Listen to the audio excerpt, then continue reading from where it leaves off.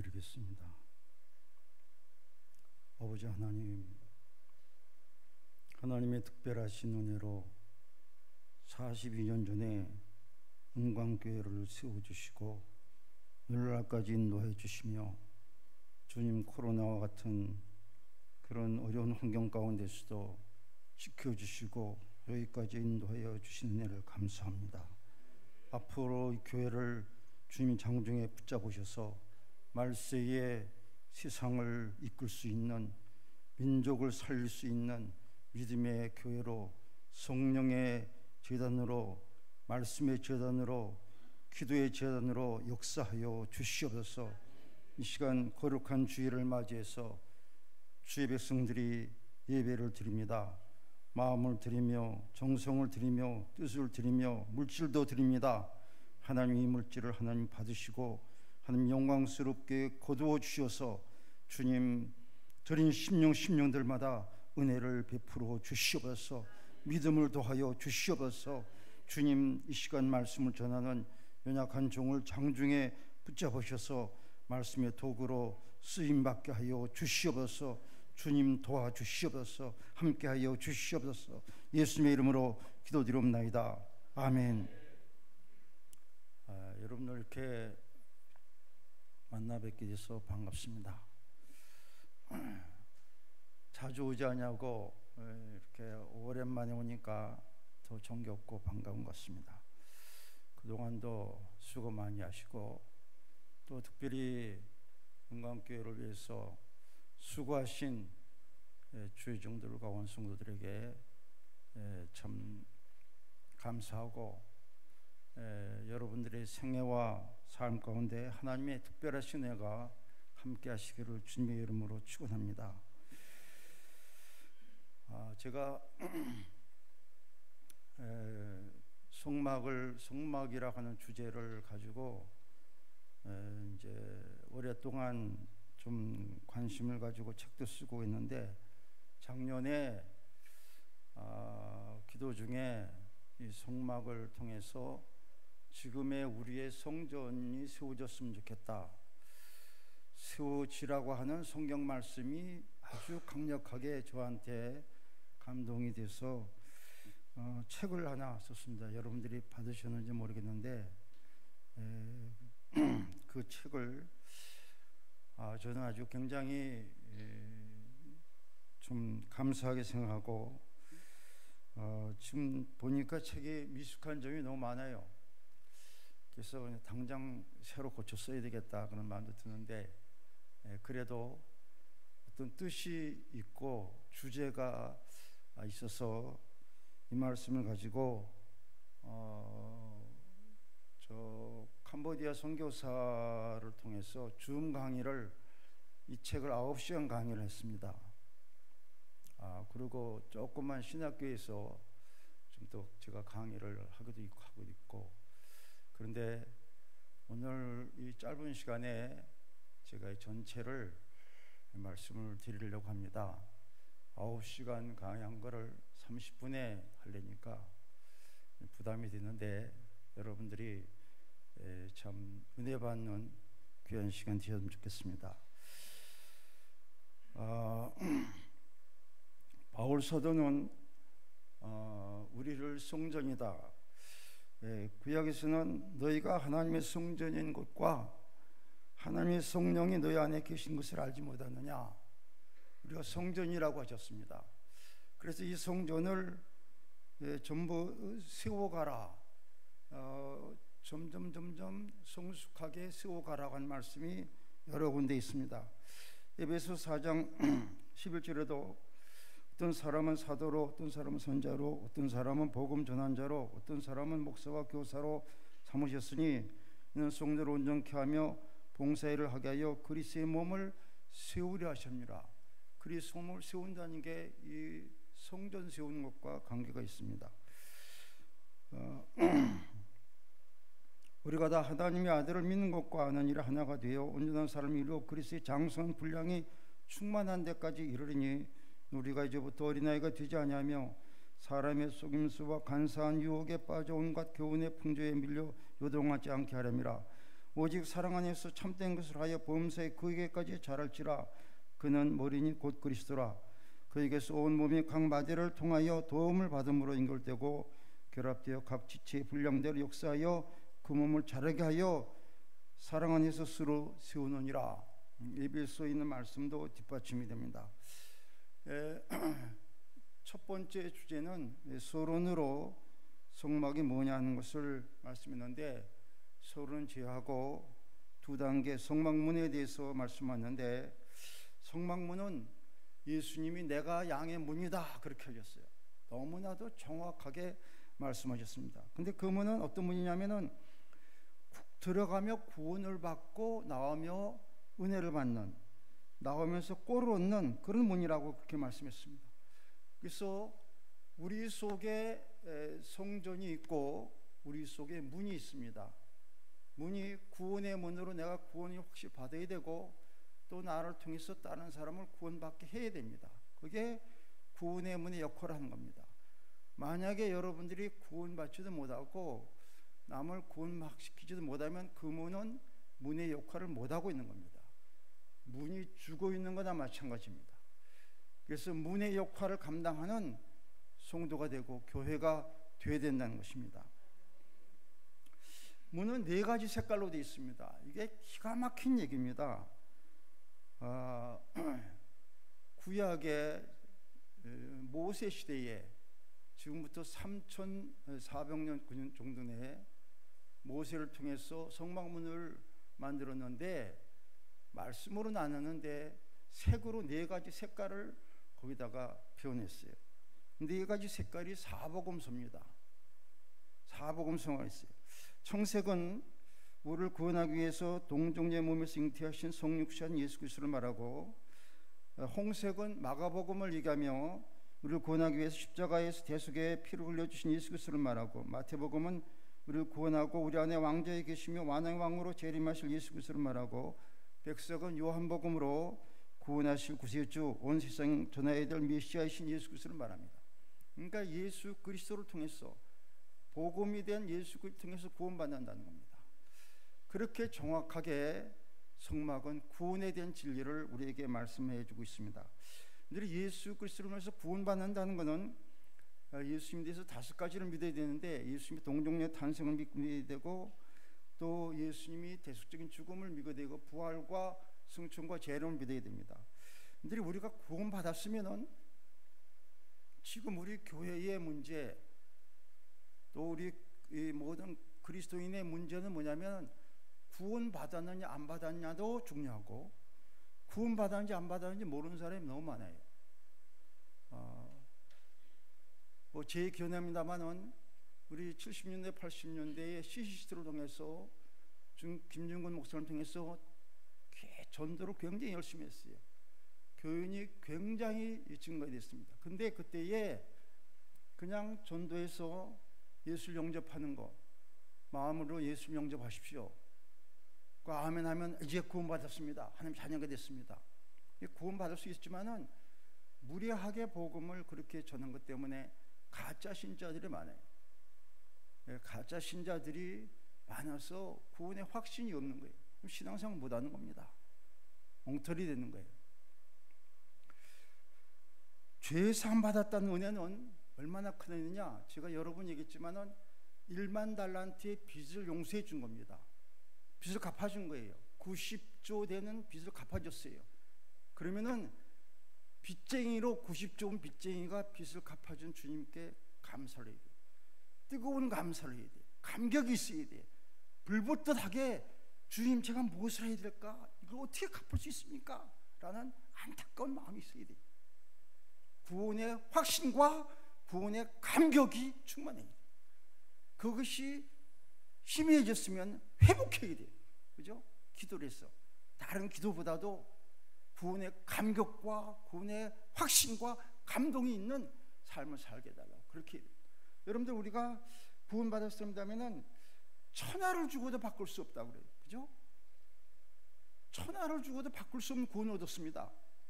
그러면요, 주님의 말씀에 순종하고 주의 뜻대로 살고 교회에 예배에 나오는 거는요 말할 것도 없습니다. 예배에 빠진다는 건 구원의 감격이 없는 거예요. 확신이 없는 거예요. 그죠? 어떻게 나를 구원하기 위해서 예수님이 나 때문에 나의 죄를 걸리고 십자가에 대속해 죽으시는데 그 은혜를 받았다면은 그 은혜를 갚기 위해서, 그 은혜를 찬양하기 위해서 주님이 예배하는 예배 시간에 못 나올 수 있느냐? 못 나오는 게 이상한 거예요. 그렇죠? 주를 위해서 헌신하고 충성하고 희생하고 봉사하는 일을 열심히 해야 돼요. 구원받은 은혜가 너무 크기 때문에 천하를 주고도 바꿀 수 없는 생명을 주셨기 때문에, 지옥 갈 영혼을 천국으로 인도해 줬기 때문에, 마귀의 자녀를 하나님의 자녀로 만들어 주셨기 때문에 이 은혜의 감격이 충만해야 된다. 뜨거워야 돼요. 그죠? 구원의 확신과 구원의 감격을 회복해야 됩니다. 영생을 얻겠습니다. 하나님의 자녀가 되겠습니다. 우리가 즉시 구원받은 사람들의 모습을 성경에서 찾아보면요, 그 누가복음 17장에 보면은 고침받은 10명의 문둥 환자 중에 한 사람, 사마리아 사람이 자기의 고침받은 것을 확인하기 위해서 제사장에 가지 않냐고, 자기 가족들을 만나러 가지 않냐고 주님 앞에, 예수님 앞에 달려와서 예수님 앞에 막 엎드려서 주님 감사합니다 하고 큰 소리로 외쳤더니 주님께서 하나님께 영광 돌리러 돌아온 자가 너밖에는 없느냐고, 문둥병자가 문둥병에 고침받은 것보다 구원받은 것은 더 큰 은혜고 더 놀라운 은혜입니다. 그렇죠? 이 제단에 예배드리러 나와서 주님 앞에, 하나님 앞에 저를 구원해 주셔서 감사합니다, 이 감격으로 예배를 드립니다. 그죠? 여러분들이 누가복음 7장에 보면은 예수님께 향유를 본 여인, 그냥 예수님 앞에 쳐다보지도 못하고 예수님 발 앞에 엎드려서 눈물로 예수님 발을 적시면서 자기의 가장 귀한 보배같이 여기던 향유로 깨뜨려서 향유를 발에 부으면서 계속해서 눈물로 감격했던 감사예요. 근데 요한복음 4장에 보면은 사마리아 여인에게 예수님, 그 여인은 남편을 5이나 6번째 남편까지 둔 그 여인인데 복음을 전해서 그가 구원받았더니 그 즉시로 사마리아 땅에서 나의 과거를 다 말씀해 주신 분을 와보라, 그가 그리스도가 아니냐, 와보라. 복음을 전했는데 즉시 구원받았는데 그 시로 가서 전도했어요. 전도해야 될 거 아니에요. 그죠? 천국 지옥에 분명히 있다. 예? 내가 안 받은 내 가족이 안 믿고 있으면 지옥 가는 것이 확실하다. 만사를 지켜놓고 복음을 전해서 믿게 해. 금식을 해서라도, 예? 무슨 수를 써놔서라도, 예? 믿지 않는 가족들, 이웃에게 복음을 전하는 열정이 있어요. 이게 구원의 문이 살아있는 겁니다.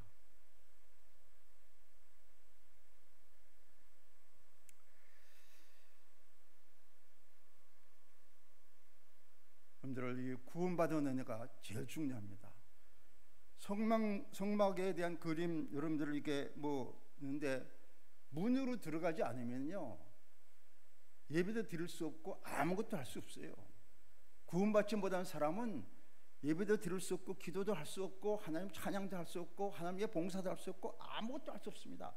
한다면 다 가식이에요. 구원의 확신이 중요합니다. 하나님의 자녀만 예배 드릴 수 있습니다.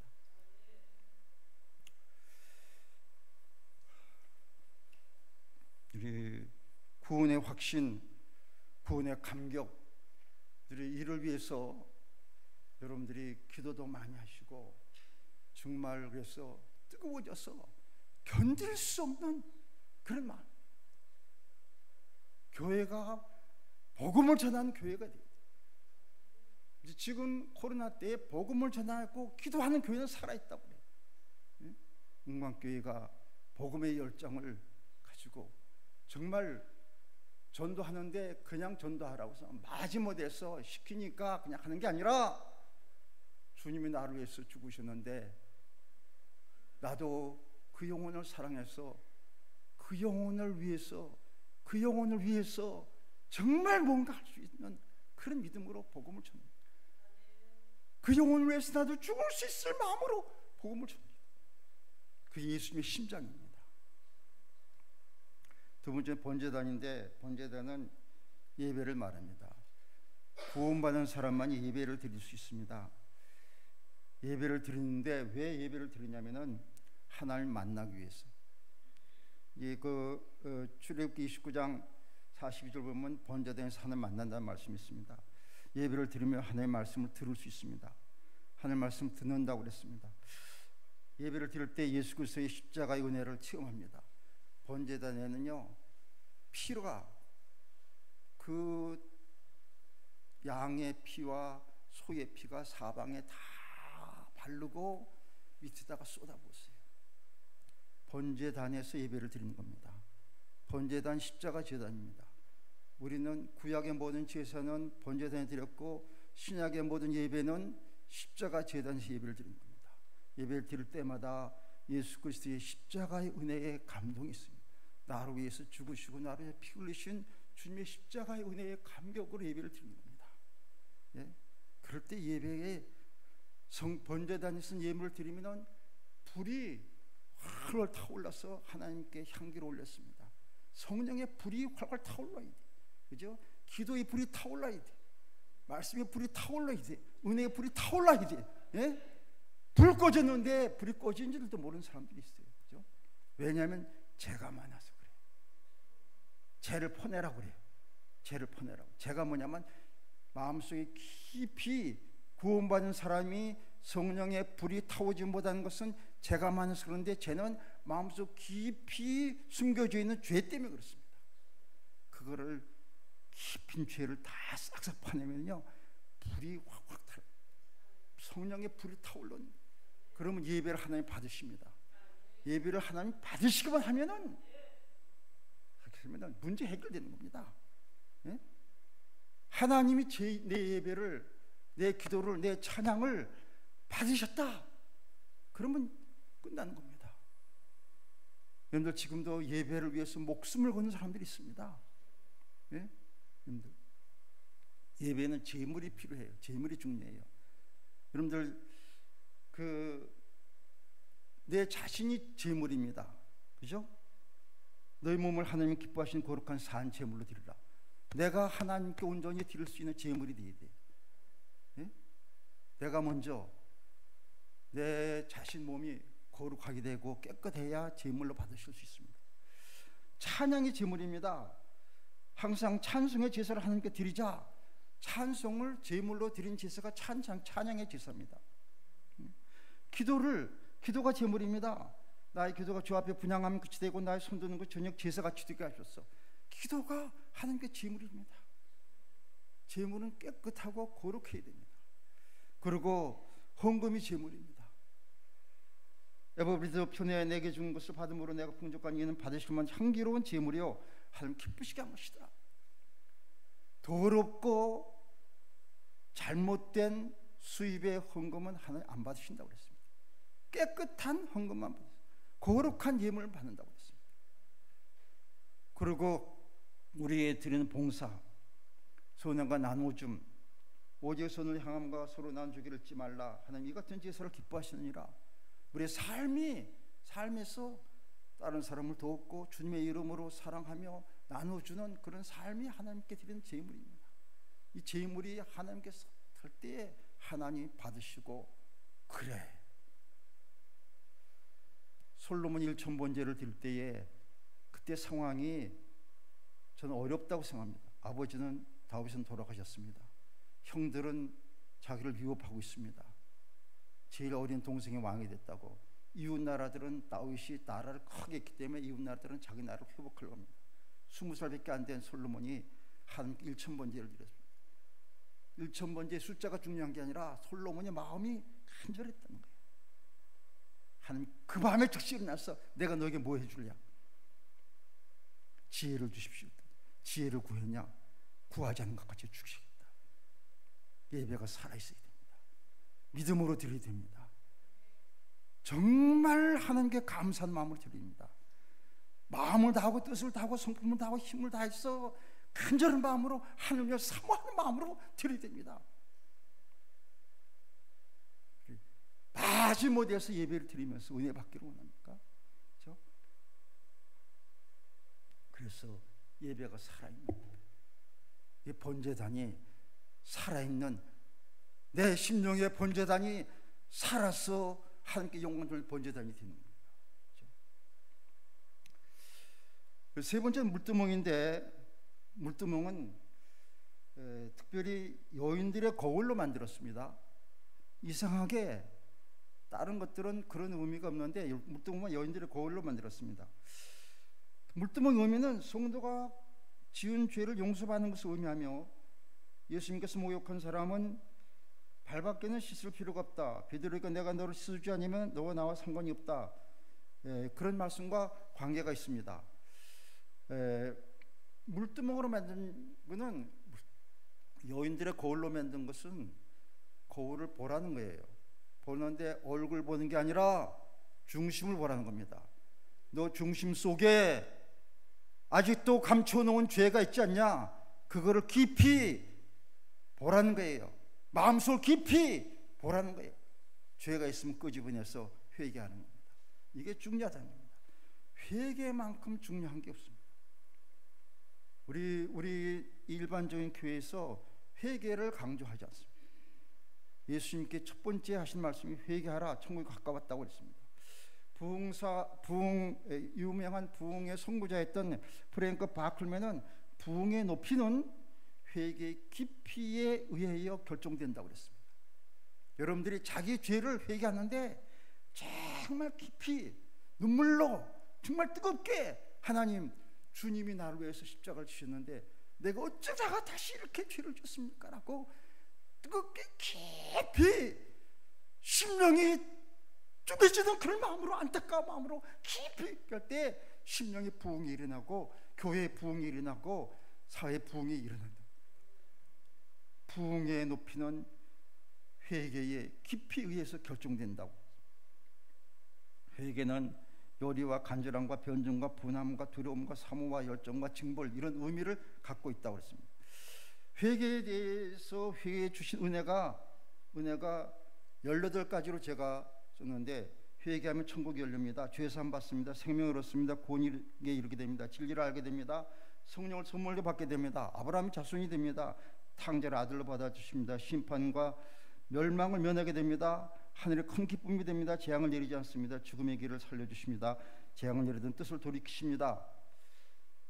악인이라도 긍휼을 여기시고 너그럽게 용서해 주십니다. 나라를 다시 찾고 자유롭게 됩니다. 종말에 예언한 선지자가 되게 되었고 민족을 구원한 부흥의 역사를 일으키게 됩니다. 이 회개의 역사입니다. 회개가 가장 큰 축복이라고 얘기할 수 있습니다. 근데 회개를 안 한다는 거예요. 말로만 한마디 그냥 회개합니다. 그렇게 하긴 진정한 회개합니다. 회개를 하고 나서는 다시는 그 죄를 범하지 말아야 됩니다. 깊은 회개를 해야 됩니다. 하나님이 받으신 회개를 합니다. 하나님이 감동하신 회개를 합니다. 그럴 때에 회개를 통해서 하나님 역사하십니다. 회개를 통해서 우리의 놀라운 은혜를 베풀어 주시고 역사하십니다. 그 다음에는 떡상인데, 떡상은 말씀을 말합니다. 떡상에 있는 진설병은 말씀을 말하는데, 예수님께서 내가 생명의 떡이다 그렇게 말씀하셨습니다. 아주 정확하게 말씀했습니다. 생명의 떡이다. 예수님 하신 말씀, 성경에 있는 모든 말씀은 생명의 떡입니다. 여호와 앞에 진설하라. 하나님 보시기에 확실하게, 여호와 보시기에 합당하게 말씀을 진설하라. 이거는 설교자에게 하신 말씀으로 보여집니다. 너 설교할 때 하나님 보시기에 합당하게 준비하고 말씀을 전해라, 그런 뜻으로 저는 이해가 됩니다. 매 안식일마다 새 것으로 진설하고 새로운 떡을 먹는다 그랬습니다. 우리도 그리스도인에서 생명의 떡이 되어야 됩니다. 예수님께서 제자들에게 5,000명 사람들에게 너희가 떡을 나눠주라 그렇게 했습니다. 우리가 떡을 나눠줍니다. 예수 그리스도를 통해서 받은 진리를 굶주린 영혼, 말씀을 받지 못해서 죽어가는 마귀의 자녀들에게 생명의 떡을 전해주는 역할을 해야 됩니다. 그죠? 그래야 나에 있는 떡상에 있는 진설병이 살아있는 생명의 떡이 되는 겁니다. 그러면 죽은 떡상이 되고 죽은 진설병이 그렇지 않으면 성경은 하나님 같다. 이 말씀이 곧 하나님이시다. 그렇게 말씀합니다. 창조의 능력이 있습니다. 성경은 참 능력의 말씀이고 구원의 말씀이고 생명의 말씀이고 영생의 말씀이고 축복의 말씀이고 복음의 말씀이고 중생의 말씀이고 거룩하게 하는 말씀이고 믿음의 말씀이고 성령의 검이 되고 승리의 말씀이 되고 진리의 말씀이 되고 지식의 말씀이 되고 지혜의 말씀이 되고 은혜의 말씀이 되고 인내 화목하게 하는 말씀이 됩니다. 나중에는 하나님 심판할 때 말씀으로 심판하십니다. 근데 하나님의 말씀을 하나님의 백성들은 절대로 듣고 절대 순종해야 됩니다. 순종하라는 말이 굉장히 많습니다. 그리고 가감하지 말라고 그랬습니다. 가감하지 말라는 말은요, 이게 아주 무서운 말입니다. 설교자한테도 이 말은 필요하지만 교인들한테 필요합니다. 아담 하와가, 특별히 하와가 범죄할 때 하나님께서 선악과를 먹으면 반드시 죽는다 그랬는데 죽을까 하느라고 뺐습니다. 빼도 많이 뺀 거예요. 그 다음에 만지지도 말란 말은 하지도 않았는데 만지도 말 더 했습니다. 인류의 최초의 멸망의 심판의 말씀을 더하고 빼므로 했습니다. 여러분들이 말씀을 들을 때에 말씀의 의미에서 빼버리고 안 하고 또 거기다가 이상하게 더하고 이게 아주 무서운 죄가 될 수 있다는 겁니다. 말씀 밖으로 넘어가지 말라는 말씀이 있습니다. 말씀 혼잡하게 말라. 이거는 바울 사도가 당시에 말씀을 전하는 사람들이 말씀에 다른 걸 섞는 거예요. 이건 가감하는 건 마찬가지예요. 근데 그거를 혼잡하다는 말이 무슨 뜻이냐면은 포도주에다가 물을 터서 사기치는 장사꾼을 말해요. 그 원어의 뜻이 그리 됐습니다. 근데 하나님의 말씀에다가 뭘 더한다는 거예요. 이들이 그 말씀에다 누룩이나 꿀을 넣지 말란 말이 있어요. 누룩은 죄를 얘기합니다. 자기의 욕심으로 말씀을 이해하거나 해석하는 건 죄입니다. 자기의 개인적 향락을 위해서 말씀을 이용하는 것은 꿀을 넣는 겁니다. 꿀과 누룩을 넣지 말라고 그랬습니다. 성령으로 말씀을 전해야 됩니다. 말씀은 기도의 뒷받침이 있습니다. 성령의 감동으로 기록된 말씀이기 때문에 성령의 감동으로 말씀을 전하고 성령의 감동으로 말씀을 받아야 됩니다. 그런데 지금 이 시대에 가장 두려운 말씀은 하나님의 말씀을 멸시한다는 겁니다. 멸시합니다. 레위기 26장 15절에 내 규례를 멸시하며 마음의 내 법을 싫어하여 내 모든 계명을 준행하지 아니하며 내 언약을 배반할진대. 하나님의 말씀을 멸시합니다. 민수기 15장 31절에 그런 사람은 여호와의 말씀을 멸시하고 그 명령을 파괴했은즉 그의 죄악이 자기에게로 돌아간다. 역대하 36장 16절에는 하나님의 사신들을 비웃고 그의 말씀을 멸시하며 그의 선자들을 욕하여 여호와의 진노를 그 백성에게 미치게 한다. 에스겔서 20장 13절에는 나의 규례를 멸시하였고 나의 안식을 크게 더럽혔으므로 내가 이르기를 내가 내 분노를 광야에서 그들에게 쏟으리라. 아모스 2장 4절에는 여호와의 율법을 멸시하며 그 율법을 지키지 아니하고 그의 수송대로 따라갔던 거짓에 미혹되었습니다. 잠언 13장 13절에는 말씀을 멸시하는 자는 자기에게 패망을 이루고 계명을 뒤로한 자는 상을 받으리라. 열왕기상 15장 23절에는 사울이 여호와의 말씀을 버렸으므로 여호와께서 너를 버린다. 언약과 경계의 말씀을 버리고 허무한 것을 뒤따른다. 여호와의 모든 명령을 버리고 자기를 위해 두 송아지 형상을 부어 만들었다. 만국 여호와의 율법을 버리고 이스라엘의 거룩하신 이의 말씀을 멸시했다. 그들이 여호와의 말을 버렸으니 그들은 무슨 지혜가 있으랴. 그들이 내 규례를 버리고 내 윤례를 행하지 아니했다. 내 지식을 버렸으니 나도 너를 버릴 것이다. 너는 전능자의 징계를 업심여기지 말지니라. 이 말을 업심여기고 압박과 허망을 묻다. 업심여기고 말씀을 거절하고 말씀을 싫어하고 말씀을 버리고 말씀을 멸시하는 일이 구약 시대에만 있는 게 아니라 지금 우리에게도 있단 말이에요. 이게 아주 가장 두렵군 보이지 않는 것 같은데 말씀대로 순종하지 않는, 말씀을 지키지 않는 겁니다. 여러분들이 찾아보세요. 말씀을 멸시하는 사람들, 말씀을 버린 사람들에 대한 얘기, 말씀을 업신여기고 말씀을 거절하고 말씀을 싫어하는, 다섯 번째 등대에 대한 말씀입니다. 예수님께서 내가 세상의 빛이다 말씀하셨습니다. 그리고 우리에게도 너희도 세상의 빛이라고 얘기했습니다. 너희 빛을 사람에게 비치게 하여 그들로 너희 착한 행실을 보고 하늘에 계신 너희 아버지께 영광 돌리라. 예수님이 세상의 빛인데 이 빛은 구원의 빛입니다.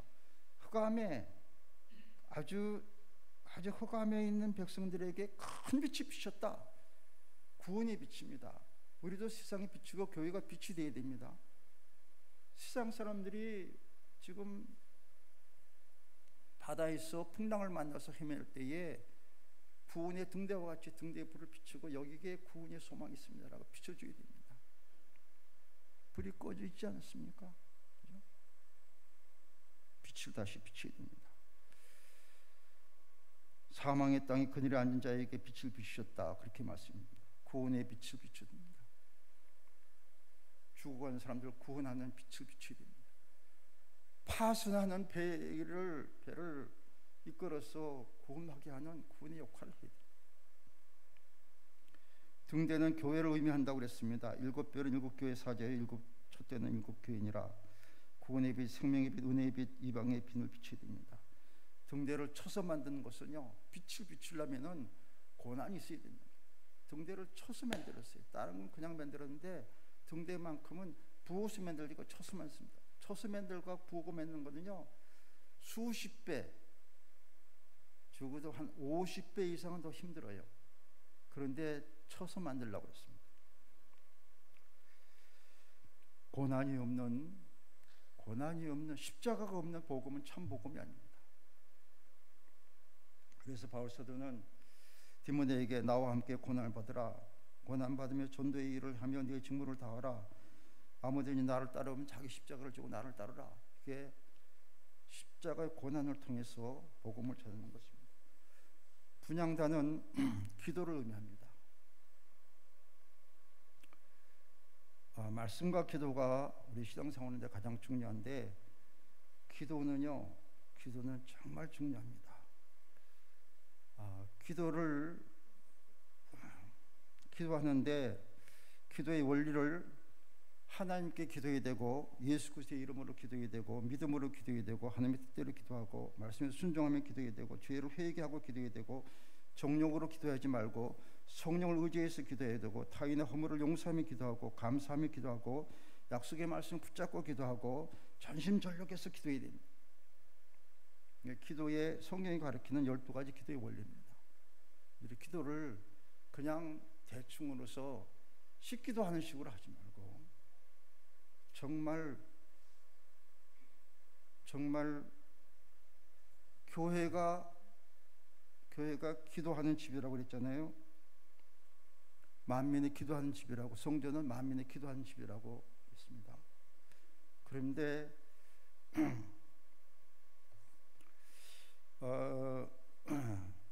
마태복음 이사야서 56장 7절에 만민의 기도한 집이라, 마가복음 11장 17절에도 만민의 기도한 집이라고 그랬는데 마태복음 21장 13절과 누가복음 19장 46절에는 만민이라는 말이 없어요. 내 집은 기도한 집이다. 하나님이 저 안에 계시면은 이 집은 기도하는 집이 되어야 됩니다. 이 집 자체가 기도하는 집이 되어야 됩니다. 만민의 기도한 집은 구약의 성전이 만민의 기도하는 집이었어요. 모든 사람들이 다 들어와서. 근데 신약의 성전을 세우고는 만민이라는 말 빼고 내가 너희 안에 거하지, 내가 너 안에 거하는 집이지, 그 집은 기도하는 집이야. 기도로 살고 기도하는 집이야. 나를 위해서 기도하고 가족을 위해서 기도하고 교회를 위해서 기도하고 민족을 위해서 기도하고 죽어져간 영혼들을 위해서 눈물로 기도하는 기도의 집이 되어야 돼.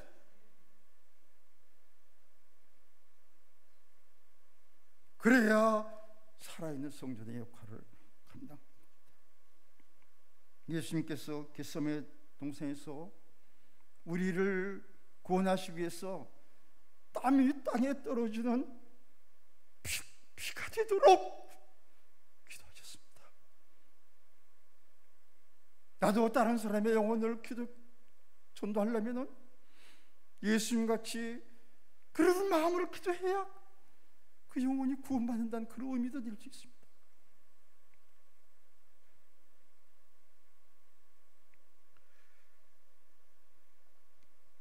히브리서 5장 9절에는 구원하실 이에게 심한 통곡과 눈물로 간구의 소원을 올렸다고.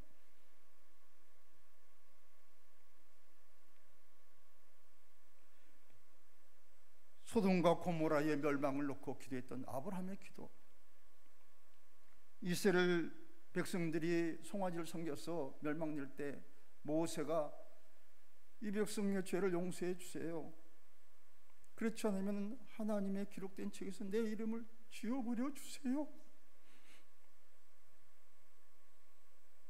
그런 기도.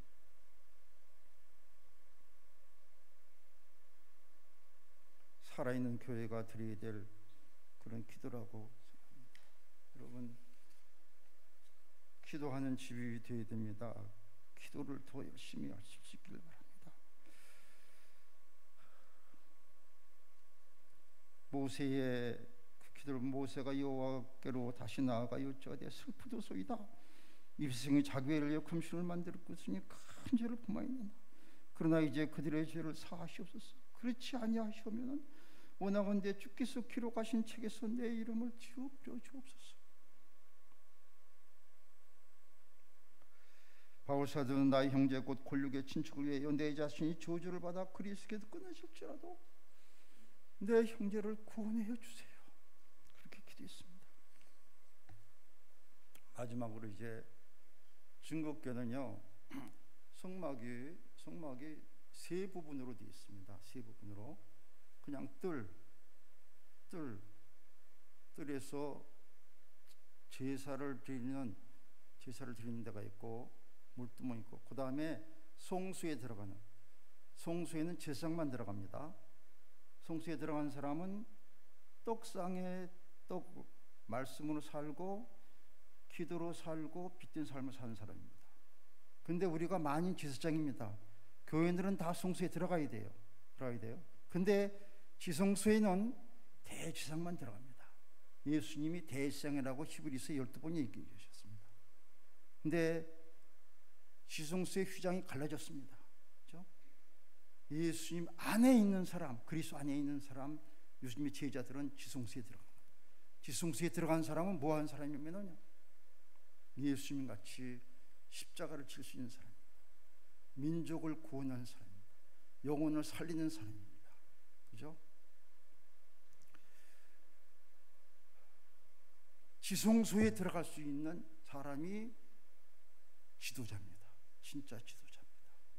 제자가 된 사람입니다. 그 지성소에 들어가는 사람의 특징은 예수님을 닮는 겁니다. 그 언약궤가 십자가를 말하기 때문입니다. 언약궤는 십자가입니다. 십자가를 질 수 있는 사람입니다. 그 사람의 특징은 뭐냐면은 예수의 마음을 가진 겁니다. 너희 안에 이 마음을 품으라 곧 그리스도 예수의 마음이니 그는 근본 하나님의 본뜻이나 하나님의 동등됨을 취할 것을 여기지 아니하시고 자기를 비우어서 종의 형체로 가시사 사람들 같이 되셨고 사람의 모양으로 나타나셨으며 자기를 낮추시고 죽기까지 복종하셨으니 십자가에 죽으심이라. 이러므로 하나님이 그를 지극히 높여 모든 이름 위에 뛰어난 이름을 주사 하늘에 있는 자들이나 땅에 있는 자들이나 땅 아래에 있는 자들로 모든 무릎을 예수의 이름에 꿇게 하시고 모든 입으로 예수 그리스도를 주라 시인하여 하나님 아버지께 영광을 돌리게 하느니라. 예수의 심장을 가지고 십자가를 지는 사람, 그 사람이 참된 지도자입니다. 지성소에 들어갈 수 있는 대지성의 역할을 하는 사람입니다. 그런데 여러분들, 저는 여기서 크리스찬들이 성공의 비결이 뭔지 아세요? 성공의 비결은요, 낮아지는 겁니다. 예수님이 여러 번 얘기하셨습니다. 낮아지면 높아진다. 네? 종이 되면 으뜸이 된다. 섬기는 자가 높아진다. 근데 예수님은 성자 하나님이신데 사람이 되게 낮아졌습니다. 그죠? 사람의 종이 되셨습니다. 낮아지셨어요. 그죠? 근데 하나님 말씀에 절적 순종하게 낮아졌습니다. 십자가를 지도록 낮아졌습니다. 근데 우리는 높아지려고 그래요. 그죠? 그러니까 누가 나를 멸시하고 무시하고 짓밟으면요, 감사해야 돼요. 감사해야 돼요. 하나님이 나를 높이려고 그러는구나. 예? 감사합니다. 예? 다른 많은 사람들이 있을 때 섬기는 사람이 들이 낮아진 사람이 섬기는 사람이 있고, 섬기는 사람이 온유한 사람이 있고, 온유한 사람이 겸손한 사람입니다. 교만한 사람은 높아지려고 합니다. 교만은 패망의 선봉이고, 겸손은 종기의 앞잡이라고 했습니다. 예수님이 그래서 높아지셨습니다. 낮아지니까, 진짜 낮아지니까. 우리는 자존심 때문에 싸우고, 그죠? 근데 낮아지면 자존심을 초월할 수 있습니다.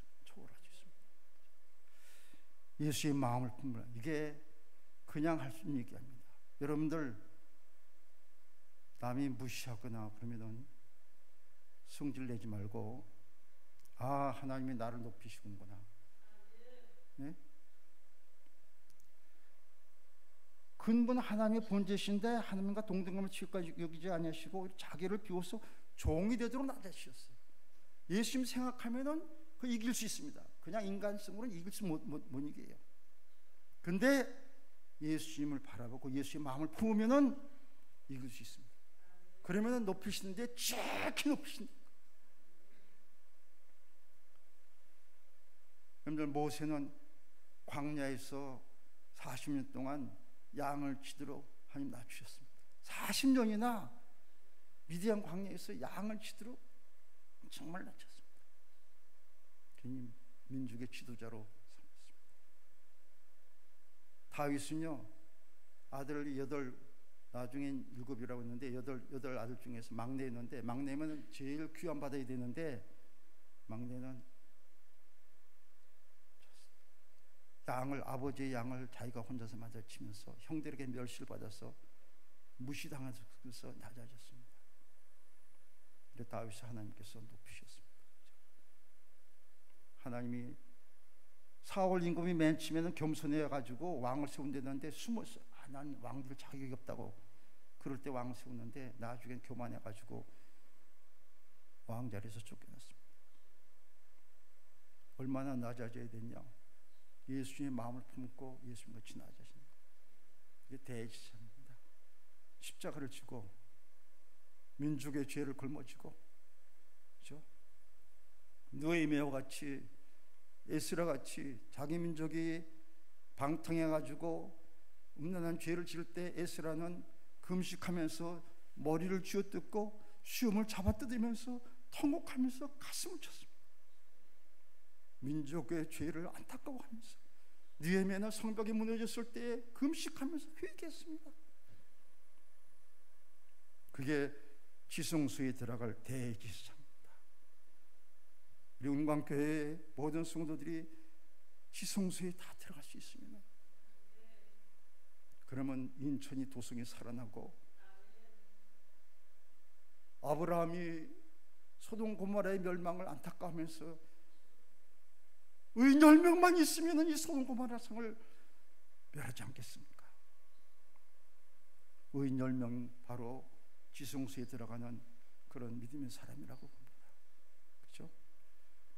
에스겔 9장에 보면은 이 사회에 안타까운 범죄를 위해서 남마다 눈물 흘리는 사람의 이마에 인을 쳐라. 나중에 그 사람만 다 멸망하고 그 사람만 살려주라 그랬습니다. 여러분들이 이런 은혜가 있기를 주님의 이름으로 축원합니다.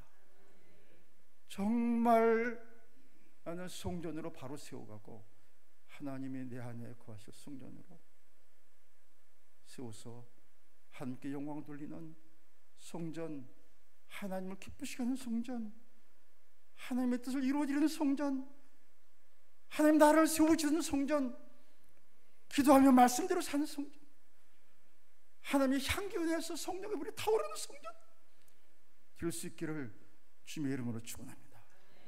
기도하겠습니다. 아버지 하나님, 우리를 하나님의 성령이 거하시는 성전이라고 말씀하셨습니다. 아버지 하나님, 성전의 역할을 제대로 감당할 수 있도록 은혜를 주시옵소서. 믿음을 주시옵소서. 성령의 은혜를 주시옵소서. 약한 시대에 주님이 재림하기 가까운 것 같은 느낌을 주는 이런 시대에 살아있는 생명력 있는 성령 충만한 주의 종들이 되게 하여 주시옵소서. 은광교회가 바로 이 시대에 세상을, 민족을 구원할 수 있는 지성의 역할을, 대지성의 역할을 감당하는 주의 종들과 교회가 되게 하여 주시옵소서. 예수님의 이름으로 기도드리옵나이다. 아멘.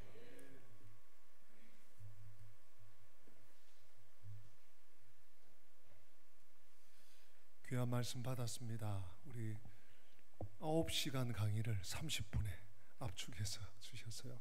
15가지, 12가지 이렇게 빨리빨리 읽고 지나가셨는데, 여러분 지난번에 구입하신 책에 웬만한 내용들이 있습니다. 참고하시면 되겠습니다. 우리 다 함께 기립하셔서 주신 말씀 마음에 새기면서 208장 찬송가 208장 1절, 2절 그리고 5절 찬양하겠습니다. 208장 1절, 2절, 5절 찬양합니다.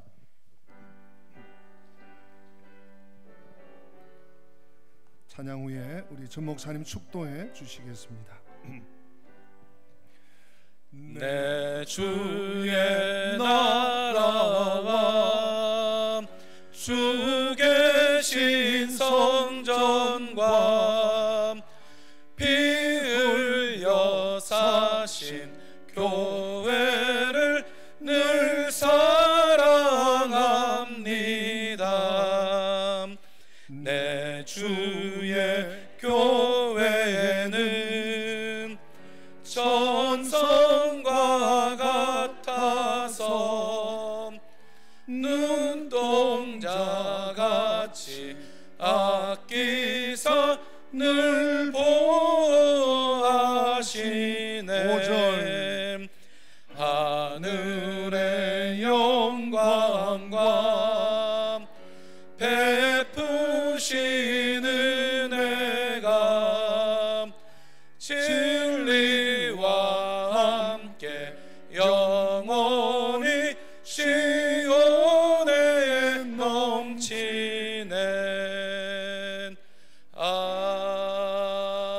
아멘.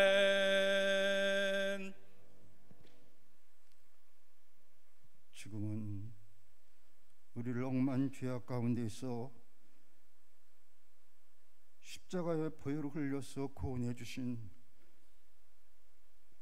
우리 주님 예수 그리스도의 은혜와 하나님 아버지의 망극하신 사랑하심과 보이세 성령님의 감동, 감화, 충만 역사 교제하심이 이제 우리의 성전을 새롭게 하며 하나님이 거하시고 영광 받으실 성전으로 세우기를 원하는 은광교회 모든 주의 백성들에게 지금부터 영원토록 함께 하실지어다. 아멘.